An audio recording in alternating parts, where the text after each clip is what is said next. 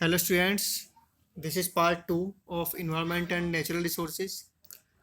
In part 1, we have already discussed about environmental concern in global politics, global warming and climate change, our summit, UNFCCC and Kyoto Protocol. अगर आपने part first नहीं देखा है तो पहले part first देख लें एंड इस पार्ट में हम डिस्कस करेंगे global Commons CBDR and India's stand on environmental issues के बारे में. The protection of global commons. What are global commons? There are some areas or regions of the world that are outside sovereign jurisdiction of the state. देखिए हर state की अपनी एक territory होती है, land area है वो. इसके बाद कोस्टल एरिया से 12 नॉटिकल माइल्स का दायरा उस स्टेट के जुरिस्डिक्शन में आता है, या कहेंगे सॉवरन जुरिस्डिक्शन में आता है. 12 नॉटिकल माइल्स कितना होता है? लगभग 22 किलोमीटर के बराबर होता है. इसके अलावा जैसे कि अर्थ के कुछ एरिया जो कि किसी भी कंट्री के सॉवरन जुरिस्डिक्शन में नहीं आते हैं, उन्हें कहा जाता है ग्लोबल कॉमन्स. इन एरियाज पर किसी एक देश का कंट्रोल नहीं होता है. तो इन ग्लोबल कॉमन्स को 4 कैटेगरीज में इनको बांटा गया है. तो पहला है अर्थ एटमॉस्फेयर, दूसरा है अंटार्कटिका, तीसरा ocean floor and fourth is outer space. ये सभी एरिया ग्लोबल कॉमन्स में आते हैं. इनका गवर्नेंस सभी कंट्रीज मिलकर करती हैं. जिस प्रकार हम लोग जैसे हम सोसाइटी के पार्क्स का यूज करते हैं, सड़क का इस्तेमाल करते हैं, या अदर पब्लिक प्लेसेस हैं उनका इस्तेमाल करते हैं, ये किसी की प्राइवेट प्रॉपर्टी नहीं है. उन पर जो है सभी का अधिकार होता है, सभी उनका यूज करते हैं. ठीक है. ठीक इसी तरीके से ये 4 कैटेगरीज हैं जिनको बांटा गया है. इन पर किसी एक देश का अधिकार नहीं होता है. तो इन पर किसका कंट्रोल होगा, ये किसके जुरिस्डिक्शन में आएंगी, कौन इनका मैनेजमेंट देखेगा, ये सभी बातें ग्लोबल कॉमन्स में शामिल होंगी. सभी देश मिलकर इनका मैनेजमेंट करेंगे.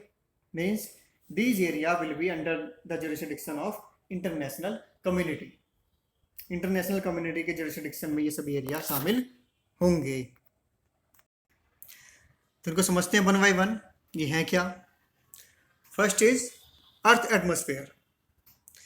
जैसे कि आपने पढ़ा है ज्योग्राफी में कि एटमॉस्फेयर की कई लेयर्स होती हैं.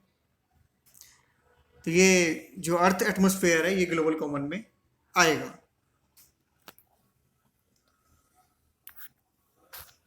तो अर्थ एटमॉस्फेयर में काफ़ी सारी एक्टिविटीज़ हो रही हैं.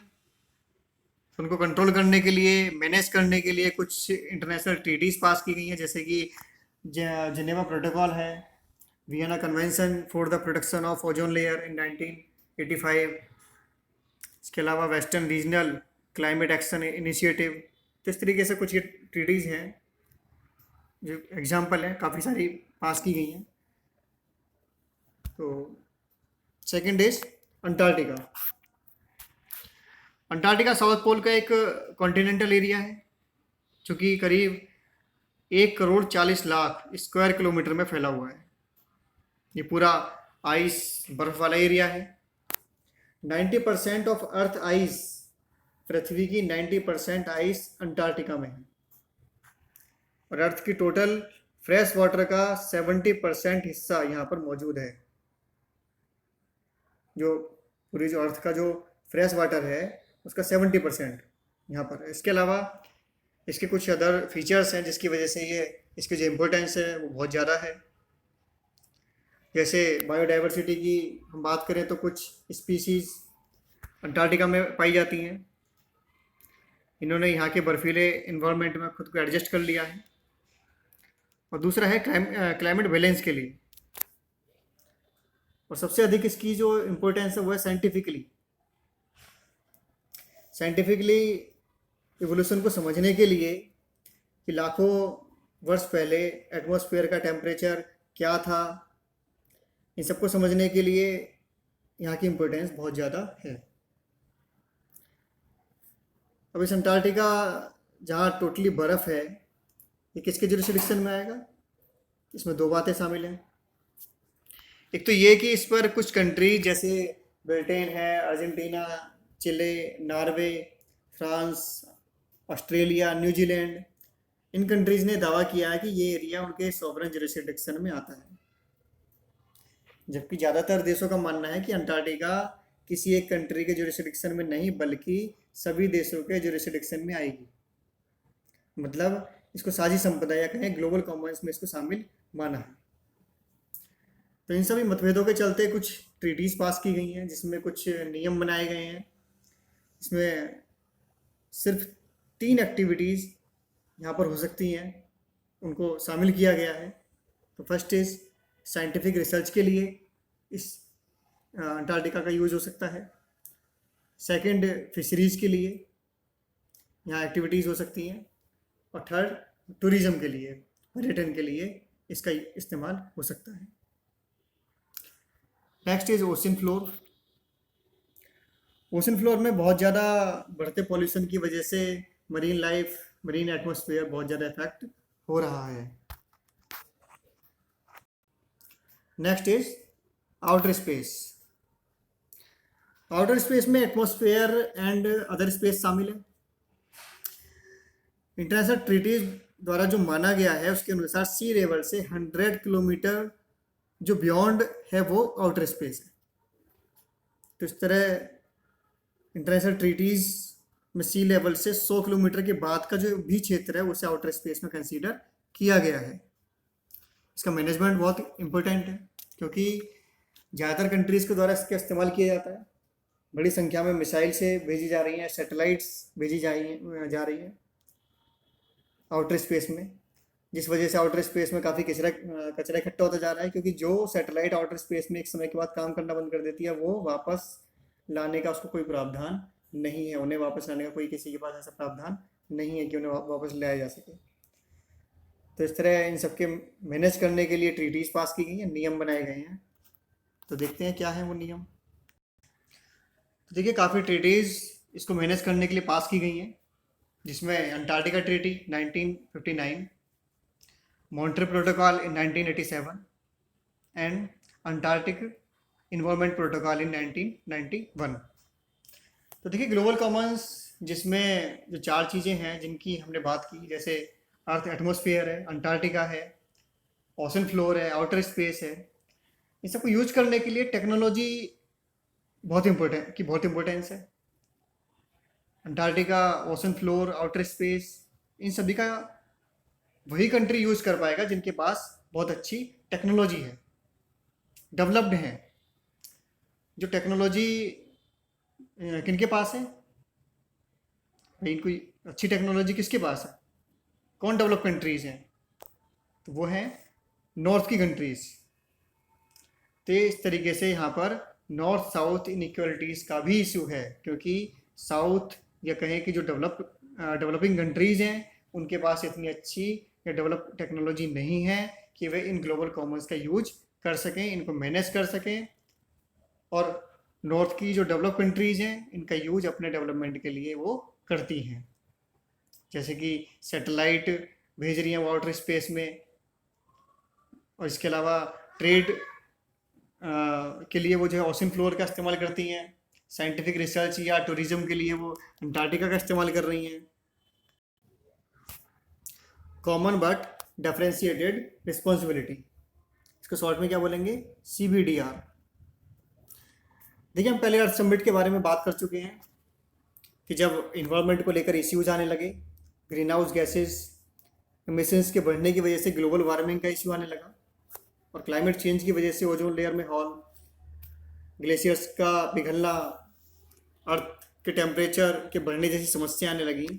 तो इंटरनेशनल कम्युनिटी के द्वारा सोचा गया कि अब कुछ करना होगा, ये जो क्लाइमेट चेंज है इसको टैकल करने के लिए कुछ ना कुछ स्टेप्स उठाने होंगे।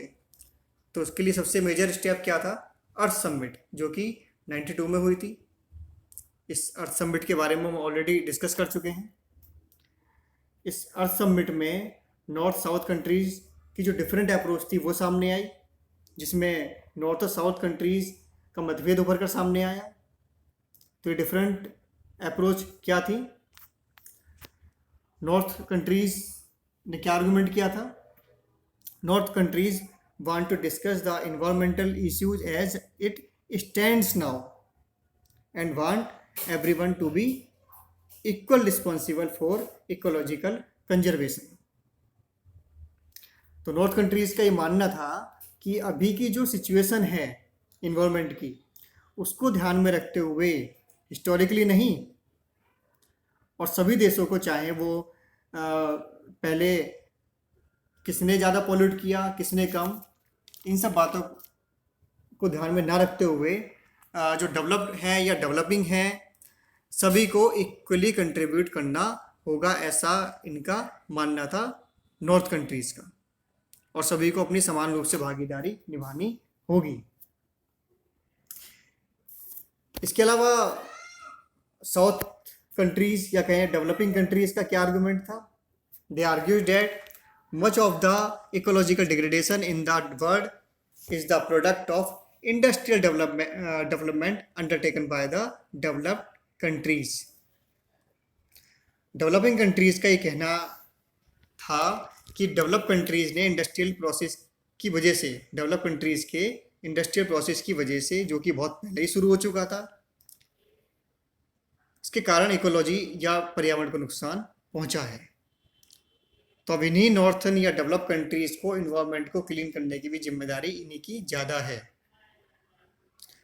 डेवलप कंट्रीज का इंडस्ट्रियलाइजेशन का प्रोसेस करीब 200 साल पहले शुरू हो चुका था, जिसकी वजह से आज वो डेवलप्ड है, और इन्हीं देशों की वजह से पर्यावरण को ज़्यादा नुकसान पहुंचा है। तो इन्हीं देशों की जिम्मेदारी ज़्यादा बनती है कि वो एनवायरनमेंट को क्लीन करें, कंजर्व करें। ये मानना है साउथर्न कंट्रीज़ का, या कहेंगे डेवलपिंग कंट्रीज़ का। इसके अलावा इनका ये भी कहना है कि वे अभी कौन, डेवलपिंग कंट्रीज़, ये इंडस्ट्रियलाइजेशन के प्रोसेस में हैं, और हमारा डेवलपमेंट का प्रोसेस काफ़ी लेट शुरू हुआ है। इसके अलावा जो कार्बन उत्सर्जन है, CO2 इमिशंस, वो भी हमारा डेवलप कंट्रीज से बहुत कम है। तो हमें इन नियमों से, जो कि CO2 इमिशंस को कम करने के लिए बनाए गए हैं, इनसे हमें अलग रखना चाहिए, या डेवलपिंग कंट्रीज को इससे छूट मिलनी चाहिए। और ये जिम्मेदारी जो है प्राथमिक रूप से डेवलप कंट्रीज को उठानी चाहिए। ये तर्क था किसका? डेवलपिंग कंट्रीज का, या कहेंगे साउथर्न कंट्रीज का।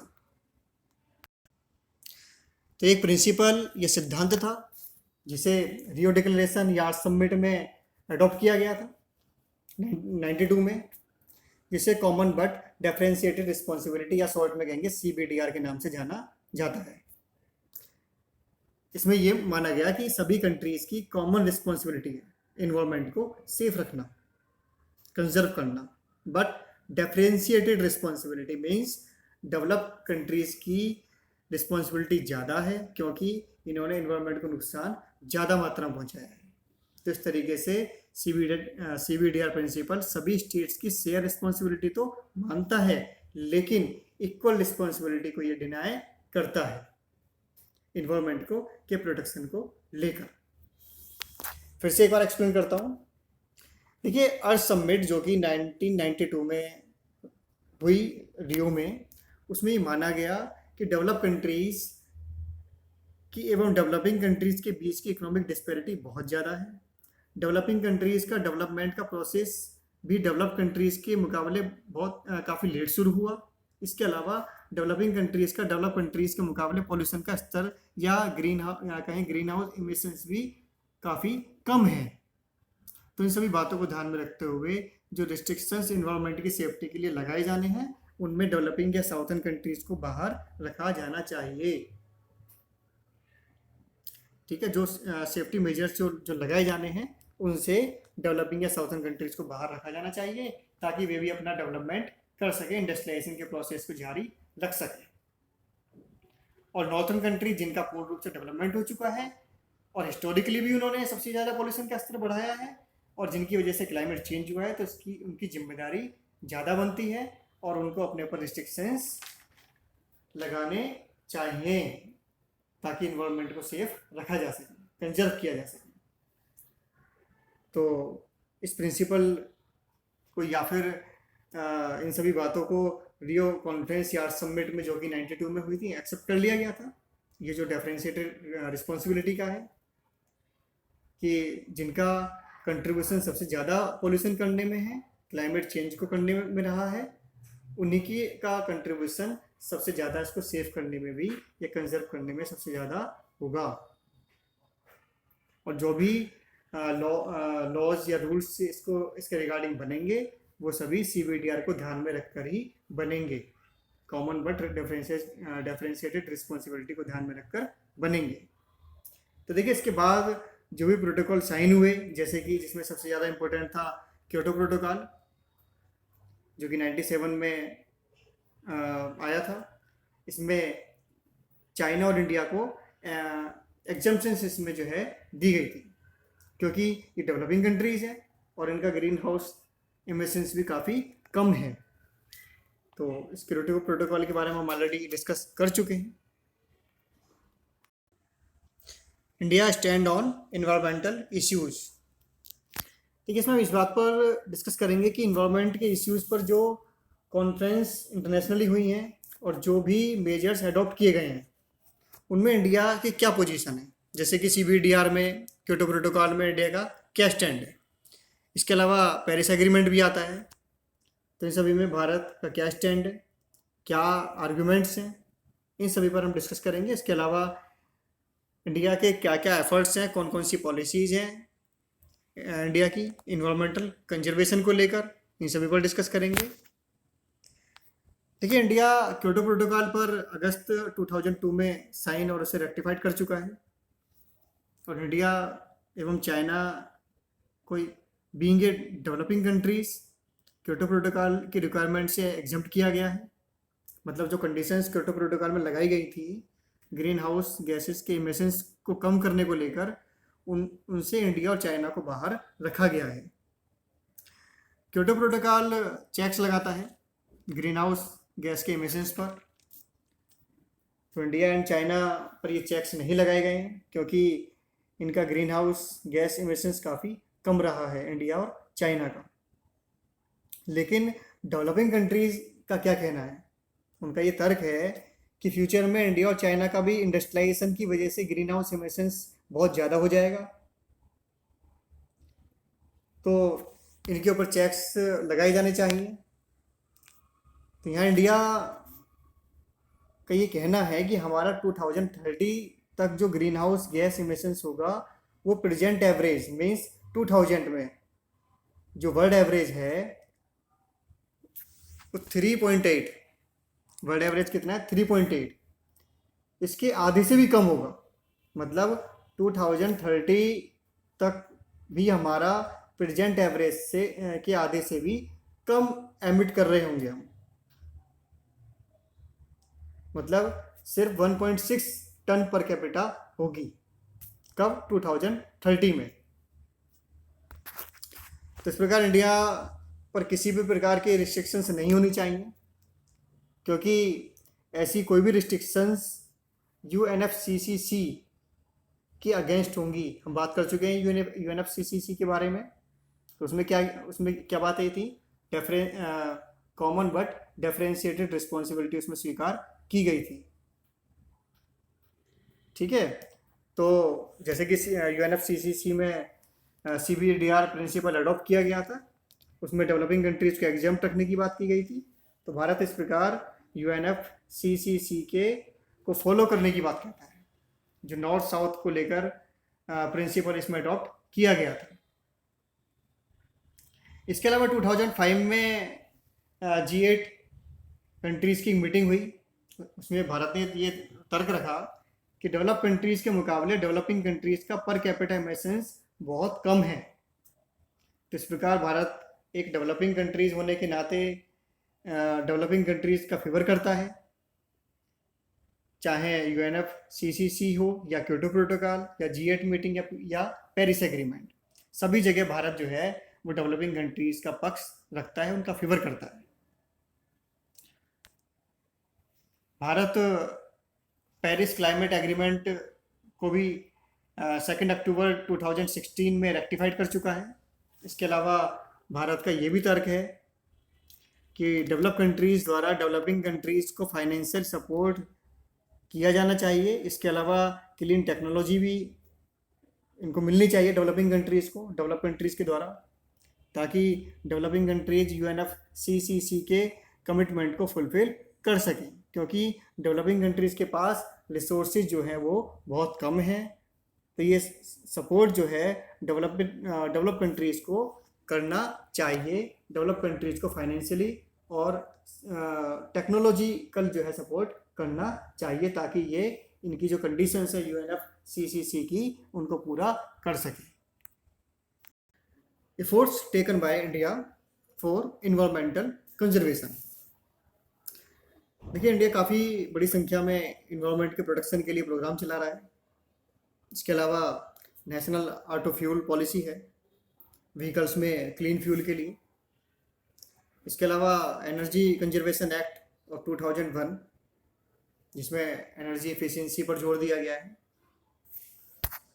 Next is electricity act of 2003, जिसमें रिन्यूएबल एनर्जी को बढ़ावा देने की बात की गई है। इसके अलावा ऐसे रिसोर्सेज का इस्तेमाल करना जो कि सस्टेनेबल हो और एनवायरनमेंट को भी लॉस ना हो, तो इसके लिए नेचुरल गैस इंपोर्ट करने को बढ़ावा दिया जा रहा है और बायोडीजल के प्रोडक्शन को इनकरेज किया जा रहा है, बायोडीजल के प्रोडक्शन को। इस समय गवर्नमेंट नेशनल इन्वायरमेंट पॉलिसी जो 2006 में आई थी उसको फॉलो कर रही है, इस पर काम कर रही है।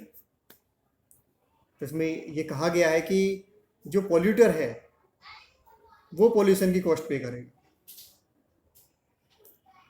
इसके अलावा इसमें इन्वायरमेंटली सेंसिटिव जोन्स के प्रोटेक्शन की बात की गई है।